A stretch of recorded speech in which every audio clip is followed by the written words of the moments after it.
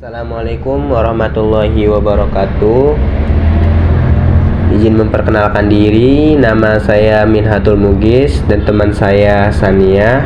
Kami dari kelompok 3 akan membahas materi tentang tanggung jawab sosial.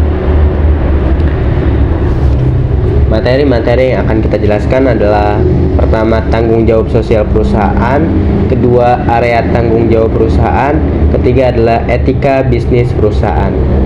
Kita bahas satu persatu. Pertama, tanggung jawab sosial perusahaan. Definisi tanggung jawab sosial. Tanggung jawab sosial perusahaan atau Corporate Social Responsibility atau CSR adalah bentuk kepedulian perusahaan terhadap lingkungan eksternal perusahaan melalui berbagai kegiatan yang dilakukan dalam rangka penjagaan lingkungan, norma masyarakat, partisipasi pembangunan, serta berbagai bentuk tanggung jawab sosial lainnya. Kedua adalah pandangan kepada siapa pihak organisasi bertanggung jawab. Pandangan ini terbagi menjadi 3 model. Yang pertama yaitu model pemegang saham atau shareholder. Kedua adalah model pihak yang berkepentingan atau stakeholder. Ketiga adalah strategi pengelolaan tanggung jawab sosial perusahaan. Kita bahas yang pertama terlebih dahulu, yaitu adalah model pemegang saham atau shareholder. Pandangan tentang tanggung jawab sosial yang menyebutkan bahwa sasaran organisasi yang utama adalah memaksimalkan keuntungan bagi manfaat para pemegang saham. Lebih spesifik lagi, apabila keuntungan meningkat, maka nilai saham perusahaan yang dimiliki oleh pemegang saham akan meningkat juga. Yang kedua, model pihak yang berkepentingan atau stakeholder. Teori tentang tanggung jawab sosial perusahaan yang mengatakan bahwa tanggung jawab manajemen yang terpenting, kelangsungan hidup jangka panjang atau bukan hanya memaksimalkan laba, dicapai dengan memuaskan keinginan berbagai pihak yang berkepentingan terhadap perusahaan atau bukan hanya pemegang saham. Ketiga adalah strategi pengelolaan tanggung jawab sosial perusahaan. Strategi ini terbagi menjadi 4 bagian, yaitu adalah strategi reaktif, kedua adalah strategi defensif, ketiga adalah strategi akomodatif, keempat adalah strategi proaktif. Kita bahas satu persatu. Strategi reaktif. Kegiatan bisnis yang melakukan sistem reaktif atau strategi reaktif dalam tanggung jawab sosial cenderung menolak atau menghindarkan diri dari tanggung jawab sosial. Kedua adalah strategi defensif.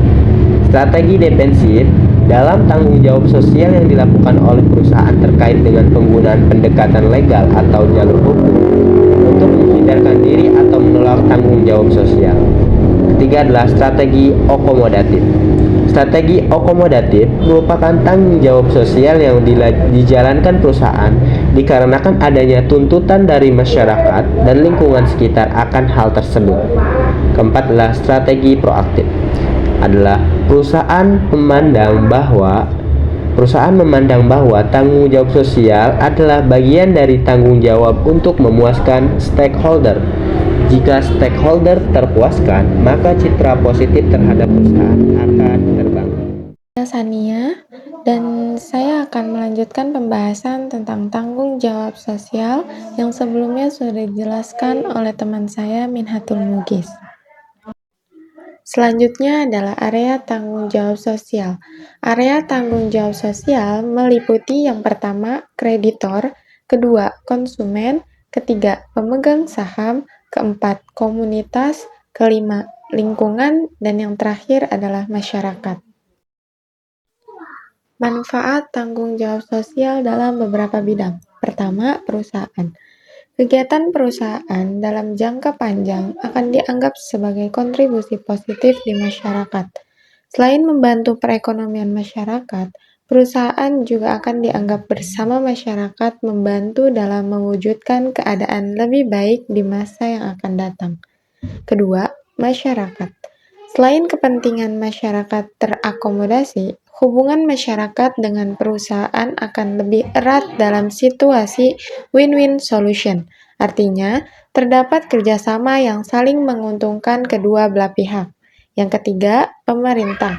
Memiliki partner dalam menjalankan misi sosial dari pemerintah dalam hal tanggung jawab sosial.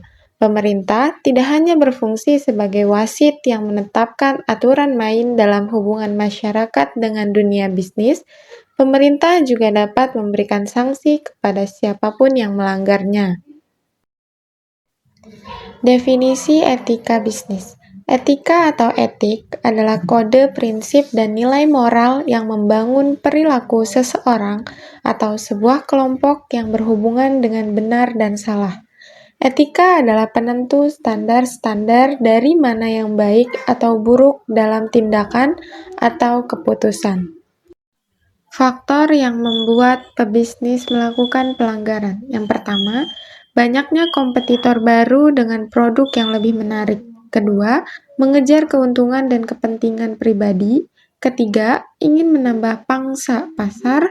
Yang keempat, memiliki keinginan menguasai pasar. Dan yang terakhir adalah pertentangan antara nilai perusahaan dengan perorangan.